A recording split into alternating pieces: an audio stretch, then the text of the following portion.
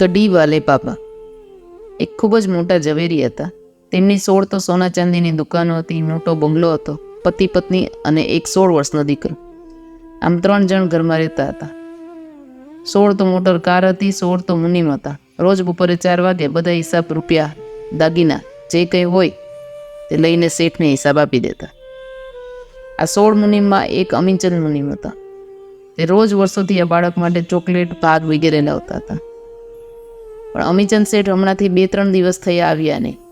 છોકરો હવે બીજા મુનિમને પૂછે છે કે કેમ અમીચંદ મુનિમજી નથી આવતા? તો કહે છે કે તે ગુજરી ગયા. છોકરો પૂછે છે ગુજરી ગયા એટલે શું? તો કહે તેના શરીરમાંથી આત્મા જીવ ચાલ્યો ગયો અને એનું શરીર સ્મશાને લઈ જઈ બાળી નાખવામાં આવે છે, એટલે હવે તે કદી પાછા નહીં આવે.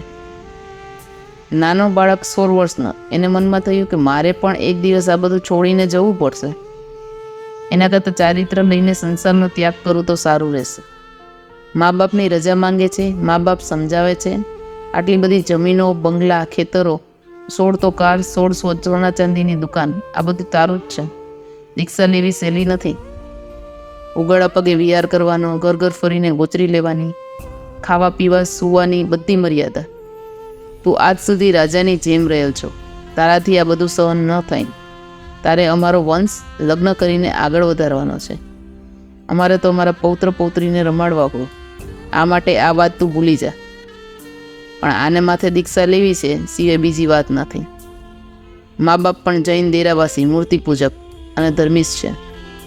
ત્યાં મોટા શેઠનો મિત્ર અહીં કામ માટે આવ્યો હશે. શેઠ દુઃખી થઈને તેને વાત કરે છે. તેના મિત્રે શેઠ શેઠાણીને સમજાવ્યું કે તમારા ઘરમાં આટલી સાહેબીથી રહ્યો છે, એનું મન છે દીક્ષા લેવા દો. 10-15 દિવસમાં થાકીને પાછો ઘરે આવી જશે. આપણી દીક્ષા ખૂબ જ કઠિન છે. એકવાર અંદર જશે પછી સામેથી જ પાછો આવી જશે. તેનું મન છે તેમ કરો. આખરે ધામધૂમથી દીક્ષા લેવાઈ ગઈ અને નૂતન દીક્ષિત મોટા મહારાજ સાથે વિહાર કરીને ગયા. હવે દીક્ષાર્થીની ઉંમર 21 વર્ષની થઈ ગઈ હતી. તેઓ એક ગામમાં આવ્યા. આજે ગોચરીનો વારો આનો હતો. ગામમાં જઈ ગોચરી લઈ આવે છે અને ગુરુ મહારાજ સમક્ષ બધું મૂકી દે છે. આજે ગોચરીમાં કઢી હતી. આને કઢી બહુ ભાવી, એટલે હવે તે જ્યાં ગોચરીમાં જવાના હોય સામેથી કઢી બનાવવાનું કહી દે. એમ કરતાં કરતાં એમનું નામ કડીવાલે બાબા પડી ગયું. હાથીનો હાથી નીકળી ગયો, પણ પૂંછડામાં જીવ અટકાયો. ગુરુ મહારાજ નાની હતા, કાંઈ કહેતા નહીં. મનમાં હતું ધીમે ધીમે ગાડી પાટા ઉપર આવી જશે. એકવાર બધા ભક્તો મળ્યા. વિચાર કર્યો કે સાહેબજીએ દીક્ષા લીધી છે, પણ કઢીનો મોહ છૂટતો નથી. આપણે બધા નક્કી કરીએ, કઢી સિવાય તમે જે કહો તે યોગ છે. એમ કરતાં તેમની કઢીની પ્રીતિ ઘટી જશે. બાકી એમનામાં બીજી કોઈ ખામી જ નથી. સવારના વ્યાખ્યાન પછી કઢીવાલા બાબાએ કહ્યું કે જેના ઘરે કઢીનો યોગ હોય ત્યાં હું ગોચરી માટે આવીશ. એક પછી એક બધા જવાબ આપે છે. સાહેબ, આપ કહો બદામ, પિસ્તા, કોઈ પણ ફળ વગેરેનો યોગ છે, પણ કઢીનો યોગ નથી. કઢીવાળા બાબા ચૂપ થઈ ગયા. કહે જેવી દાદાની મરજી. આજે તમારે ઉપવાસ કરવો છે. બીજે દિવસે પણ તેમ જ થયું. બધાએ કઢી સિવાય કાંઈ પણ કહો સાહેબજી, અમે તૈયાર છીએ. સાહેબે આજે પણ ઉપવાસ કર્યા.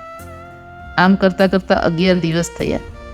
સાહેબ તેની જીદમાં, ભક્તો તેમની જીદમાં. પણ 11મા દિવસે ભક્તો બધા ઢીલા થઈ ગયા. બધા મળ્યા અને વિચાર્યું કે કઢી ખાઈ છે ને, 11 દિવસના ઉપવાસ છે, હવે આપણે નમતું છોડી દઈએ. તરત જ બધા કહે છે સાહેબ મારા ઘરે આવજો, કઢીનો યોગ છે. સાહેબ હસ્યા. મનમાં કહ્યું કે હું જીત્યો અને આ લોકો હાર્યા.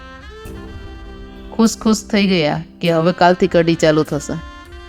હવે મને કોઈના નહીં પાડે. રાતના સૂતી વખતે ઘડિયાળમાં 2 વાગ્યાનો ડંકરો પડ્યો અને કઢીવાલે બાબાનો આત્મા જાગી ગયો. આંખમાંથી દળ આંસુ પડવા લાગ્યા. મને કહે છે કે તું હાર્યો, આ ભક્તો જીતી ગયા. તેઓ તો બિચારા તમારી કઢીનું આકર્ષણ દૂર કરવા પ્રયત્ન કરતા હતા. મેં સંસાર છોડ્યો. આજે બાપને ઘરે હોત તો એક નહીં 21 નોકરો હાજર હોત અને હું બોલું તે 100% બની જાત. મેં સંસાર છોડ્યો. આખો હાથી નીકળી ગયો અને પૂંછડામાં અટકી ગયો. ધન્ય છે આ ભક્તો જેમણે મારી આંખ ઉગાડી. સવારના બધી વિધિ પતાવી ગુરુ મહાજનને વંદન કરી આજ્ઞા લે છે કે હું જ્યાં ગોચરી માટે જાઉં છું ત્યાં જ ગોચરી વાપરવાની રજા આપશો જી. ગુરુ મહારાજ નાની હતા, હા પાડે છે. હવે કડીવાલે બાબા પહેલા ભક્તને ત્યાં જાય છે અને કહે છે આપ કહો તો અહીં જ ગોચરી વાપરો. ભક્ત તો ખુશ થઈ ગયો. સાહેબ જમવા બેસી ગયા. કહે છે કઢી સિવાય કાંઈ લાવશો નહીં. એક બકેટ કઢી મૂકી દો અને એક વાટકો આપો. પછી એક વાટકા ભરીને કઢી મોઢામાં મૂકતા જાય છે અને પોતાની જીભને કહે છે કઢી જોઈએ છે, લે લે, બહુ જ કઢી પીવી છે ને, લે. આ જીભે જ મને કઢી માટે સંયમના માર્ગમાં બધું છોડ્યું, પણ એક જીભના સ્વાદ પાછળ મારું આખું સંયમ જીવન નિષ્ફળ થઈ ગયું. 7-8 વાટકા પીધા પછી ઉલટી થવા માંડી. તેમણે ઉલટી માટે હજી એક વાસણ મંગાવ્યું અને જીભને ઉલટી પીવડાવવા માંડ્યા. લે લે લે, હજી કઢી જોઈએ છે ને, આજે તારા ઉપર હું વિજય મેળવીશ.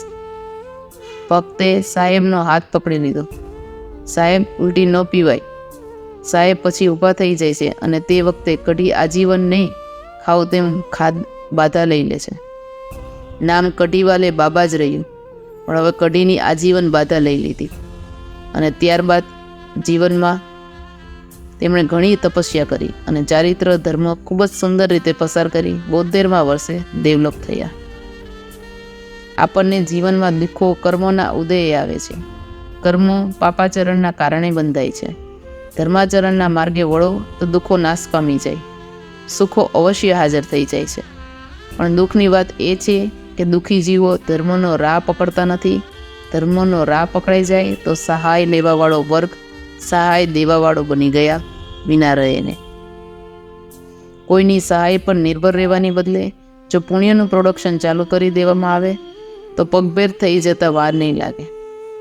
ગુજરાતના એક કવિએ સરસ ગાયું છે કે અંતર કે આईने की जब सफाई हो जाएगी, बासई तो क्या खुद खुदाई मिल जाएगी. લોહી લેતા ગ્રુપ ચેક કરાય છે, પૈસો લેતા જરાક પૈસો ચેક કરજો. એ કયા ગ્રુપનો છે કે હરામનો છે? ખોટા ગ્રુપના પૈસા ઘરમાં આવી જવાથી આજે ઘરમાં અશાંતિ, કલેશ, કંકાસ છે. હરામનો પૈસો રાખશો તો જીમખાનાને, દવાખાના, ક્લબો અને બારમાં પૂરો થઈ જશે ને ત્રણેયનો પૂરો કરી જશે. બેંક બેલેન્સ વધે પણ જો ફેમિલી બેલેન્સ ઓછું થાય તો સમજવું કે તે પૈસા આપણને સૂટ નથી થતા. પહેલાં ડાળ નદીને પેલા સાગર તરફ વાળે છે અને અંતે સાગર બનાવી દે છે. તેમ પ્રેમ આત્માને પેલા પરમાત્મા તરફ વાળે અને અંતે પરમાત્મા બનાવી દે છે. સમતાથી દર્દ સહુ પ્રભુ એવું બળ દેજો, મારી વિનંતી માનીને મને આટલું ફળ દેજો. કોઈ ભવમાં બાંધેલા મારા કર્મો જાગ્યા છે, કાયાના દર્દ રૂપે મને પીડવા લાગ્યા છે. આ જ્ઞાન રહે તાજું એવું સિંચન જળ દેજો. દર્દોની આ પીડા રોવાથી મટશે નહીં, કલ્પાંત કરું તો પણ પીડા ઘટશે નહીં. દુર્ધ્યાન નથી કરવું એવું નિશ્ચય બળ દેજો. આ કાયા અટકી છે, નથી થતા દર્શન, ના જઈ શકું સુણવાને ગુરુની વાડી પાવન. જીન મંદિરે જવાનું ફરીને અંજર દેજો, ઉપાશ્રયે જવાનું ફરીને ઝંઝર જેજો. નથી થતી ધર્મક્રિયા એનો રંજ ગણો મનમાં, દિલડું તો દોડે છે પણ શક્તિ નથી તનમાં. મારી હોશ પૂરી થાય એવો શુભ અવસર દેજો. છોને આ દર્દ વધે હું મોત નહીં માંગુ, વળી છેલ્લા શ્વાસ સુધી હું ધર્મ નહીં ત્યાગું. રહે ભાવ સમાધિનો એવી અંતિમ પળ દેજો.